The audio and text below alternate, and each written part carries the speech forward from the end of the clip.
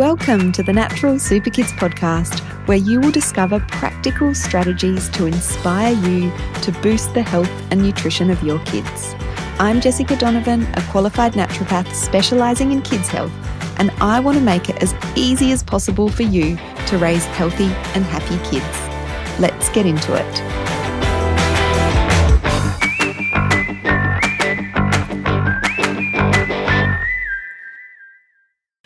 Hello. Welcome to the very first Natural Super Kids podcast for 2022.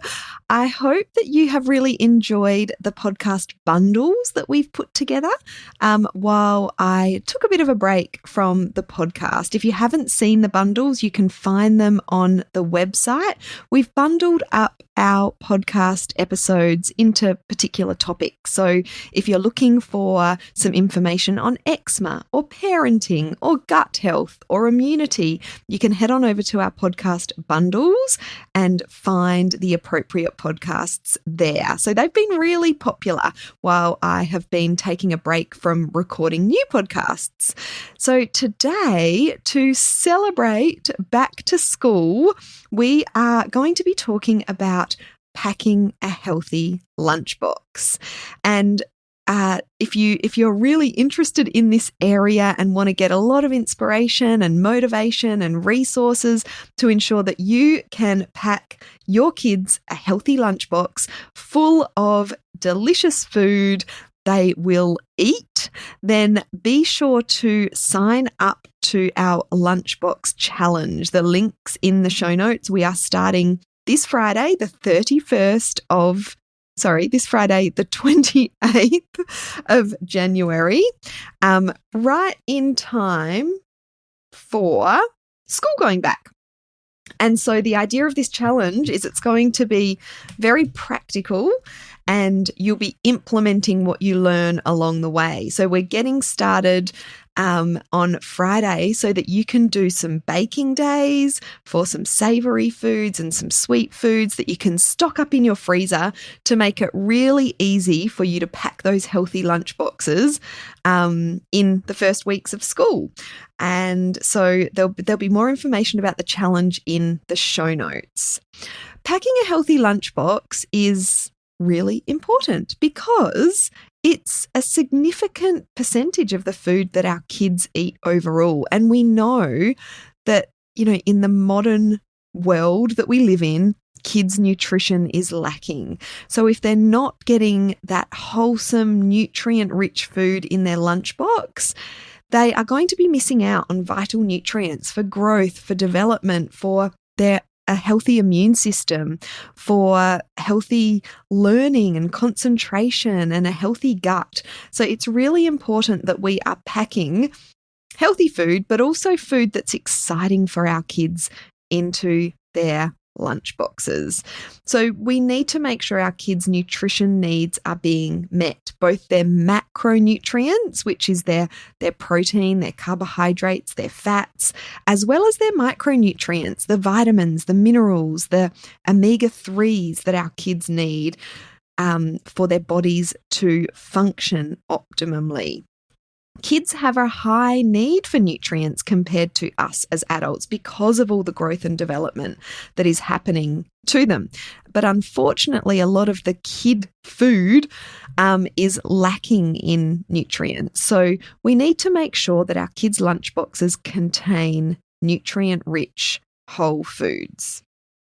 When we get good nutrition right for our kids, it supports sustained energy, that balanced energy, not the highs and the lows.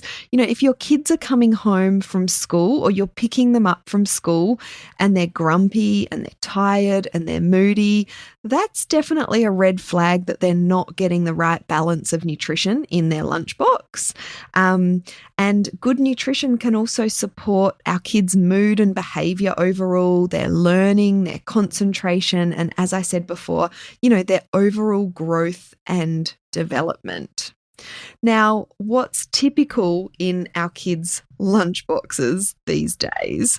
Oh, it's pretty depressing when we look at, if we go into a school, and I've noticed this when I've been on excursions with my kids and had a bit of a little look around at what kids are eating. A lot of kids have got that typical white bread sandwich with Vegemite, with Nutella, with jam, with ham. These are some of the common Aussie fillings for those white bread sandwiches. And, this is lacking in nutrition. There's not a lot of nutrition at all in food like this.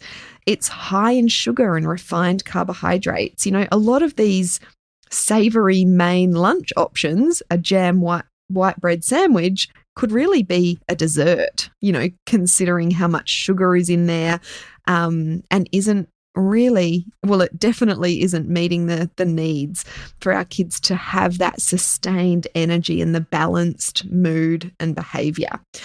What else is typical in our kids' lunchboxes is packets. What used to be a treat every now and again is now in our many kids' lunchboxes every single day, maybe multiple packets of foods in the one lunchbox in a day. I'm talking about muesli bars and yogurt pouches and, muffins and cakes and those savoury, chips and shapes and all of those things. There's countless options now, and the majority of kids will have these kinds of things in their lunchboxes as well. Maybe there'll be some fruit. If you're really lucky, there might be some veggies contained in there. But when I'm explaining these foods, they're not wholesome. They're not going to give our kids that sustained energy and that nutrition, that all-important nutrition. We never get these years back, and that development is really important, and our kids need nutrients to develop properly. So it is super important. I was looking at a article online. It's an ABC article, and it's what's in our kids' lunchboxes. And it's an article about they visited schools from one of the poorest and wealthier suburbs in the same city and took a peek inside kids' lunchboxes. And there's actual pictures and exactly what's in the contents of the lunchboxes. I'm just scrolling through it now, and there's some of them are really shocking. One lunchbox contains a lunch order for wedges, along with 2 packets of chips, 2 packets of biscuits, a packet of shapes, lollies, an LCM's Cocoa Pop bar, and a fruit box drink. Oh my gosh. And I can almost guarantee that this child is not going to be focusing as well as they could be. They might have some behavioural mood challenges. They might be fussy eaters. So that's all this particular parent knows that they will eat, but it's very much lacking in nutrition, not to mention all the extra additives and sugars and things contained in a lunchbox like that. There was another student that just had 2 packets of cookies for their lunch. There was one that had a wrap with Nutella plus a packet of Cheezels and a packet of Thins chips. There was one with a ham and butter sandwich, chicken-flavoured potato snacks, choc chip cookies, chopped watermelon, and an apple fruit drink box. So these are the kinds of, I'm not just making this up when I say what's typical in a kid's lunchbox. This is actually reported. Another one was a Nutella sandwich, Cocoa Pops, LCM bars, salt and vinegar potato chips, and pizza flavoured shapes. So these were in one of the low socioeconomic suburbs. But when they talked about the higher socioeconomic suburb, it wasn't really very much different. There was a few more fresh vegetables in there. So one example was a ham pizza scroll, carrots, cherry tomatoes, chopped apple and biscuits. So a little bit better. This one had a cheese and Vegemite sandwich, a chocolate nut bar, salted popcorn, and an apple. The next one was a Vegemite roll, apple, crackers, cheese sticks, and a cola lollipop.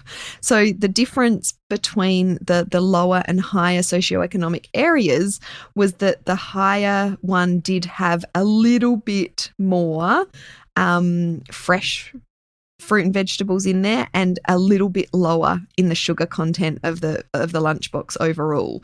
But all of these lunchboxes were, in my opinion, too high in the processed packaged foods, too high in sugar, and, really lacking in nutrition, which is super important for our kids. So one of the big mistakes that I see in lunchboxes is, as I'm saying, too many carbohydrates, refined carbohydrates, processed carbohydrates, that white bread, the packet snacks, and not enough protein. I mean, reading through those lunchbox, what was contained in those lunchboxes, there's no protein. So protein is contained in meat and fish and nuts and some protein in dairy products as well. And protein helps to keep our kids' blood sugar levels stable. So if they're not getting protein, their blood sugars are going to be up and down and up and down. And that leads to mood issues, behavioural challenges, and fluctuating energy levels where they're up high 1 minute and crashing down low the next. I'm sure you can relate when you eat those kinds of foods and you're not getting enough protein in there. So most kids' lunchboxes can do with some extra protein, whether that is some poached chicken in their sandwich, whether that is some seeds. So seeds are a good source of protein as well, in with a homemade muffin that they might be having, some leftover meat or eggs in a quiche or something like that from the night before can be great as well. So, if you're listening to this, have a look at your kids' lunchbox and think about how can you include more protein in their lunchbox and how can you reduce that sugar and simple carbohydrate content in their lunchbox. If you do this one simple thing, you are really making a big difference to that overall macronutrient balance, as well as micronutrient inclusion as well, the vitamins and the minerals in there. So, packing lunchboxes is a hard thing to, teach over a podcast. And I really wanted this to be a bit of an introduction into packing a healthy lunchbox, why it's so important, some of those little, tweaks that you can make to improve your kids' lunchbox, the health of your kids' lunchbox. But we are going to go into this in much more detail in the Healthy Lunchbox Challenge. As I said, we're starting on Friday, the 28th of January, and we're going to do five days of a simple lesson done on video so I can kind of show you what I'm talking about. We're going to be providing lots of great recipes for the lunchbox, both sweet and savoury, and all of these recipes are going to be able to be batch created, which is what I love to do with lunchboxes, and popped in the freezer so that your kids can come along and grab a savoury and a treat or a sweet, some fresh fruit and veggies, and their lunchboxes are done. That really is the idea with this Healthy Lunchbox Challenge. It's going to be practical, it's going to be hands-on, it's going to be fun and creative, and it's going to get you implementing, not just learning what to do. I'm going to be covering the fundamentals of a healthy lunchbox. We're also going to be going into some shortcuts, so some organising tips, some time-saving hacks, some supermarket swaps. You don't have to make everything from scratch, but knowing those, healthier options that you can pick up from the supermarket. So there's always something in the fridge, in the pantry that you can pack into a lunchbox, even when you haven't done any baking that week. And I am, all for baking less often and doing batch baking that you can freeze so that, on those busy weeks, we don't get time to bake every single week. So if we can, make a bigger batch while the dishes are dirty, while we're in the kitchen, it doesn't take that much more time, and have recipes that are freezable, that just makes the world of difference to being able to sustain that healthy lunchbox, because we often start the year with all the best intentions. And then, as we get busy and the year goes on, we start to maybe pack a few too many of the unhealthy packets. So I really want to give you those resources and tools that you can use to be able to pick up healthier options from the supermarket. We're also going to be covering the fussy eater, those kids that come home with the full lunchbox, no matter what you put in there. I'm going to be sharing some tips on encouraging your kids to eat more of their lunchbox, and also what to do if they don't. Because, a lot of kids can get distracted at school depending on what the lunch kind of scenario looks like. If they're just sent out to play, then a lot of kids won't eat as much as they could otherwise. And, we don't have full control over what our kids are doing at school. So I'm going to be sharing some tips and tricks to get your kids to eat more of their lunchbox, to be serving them food in their lunchbox that is healthy, but they are excited about. So it's not that obvious healthy food. It's not the tins of sardines. I remember when my kids started kindy, you have that full control over exactly what they are eating. And they used to eat boiled eggs cut up. I used to be able to mash some sardines with some avocado and put in a few rice crackers and they'd eat it up. That didn't last long because, the other kids go, oh, that stinks and oh, that's yuck. And they soon realize, oh, this isn't normal kind of lunchbox food. It should be, but it isn't. So it really is about those recipes that are full of nutrition, but they don't look like healthy foods to your kids, those obvious healthy foods. They're still going to be excited about that food in their lunchbox and not feel like the odd one out with the weird healthy food. We're going to have a Facebook community to go with this challenge as well. So you're going to be able to interact with other mums in the challenge. So really excited about bringing this to you. This podcast is coming out fairly close to when we start the challenge. So be quick, go and check it out and sign up. So I hope you come and join us. The link is in the show notes. And let's get packing those healthy lunchboxes for our kids so they are less grumpy after school, less moody, their learning and concentration improves, their immunity improves because they're getting the right nutrition, so they get sick less often. There's so many benefits to having this focus on a healthy lunchbox, and the recipes that you will learn in the Lunchbox Challenge and the tips and tricks will also be relevant to other areas of your kids' nutrition as well. Can't wait to see you in there. And I'll see you next week back on the podcast.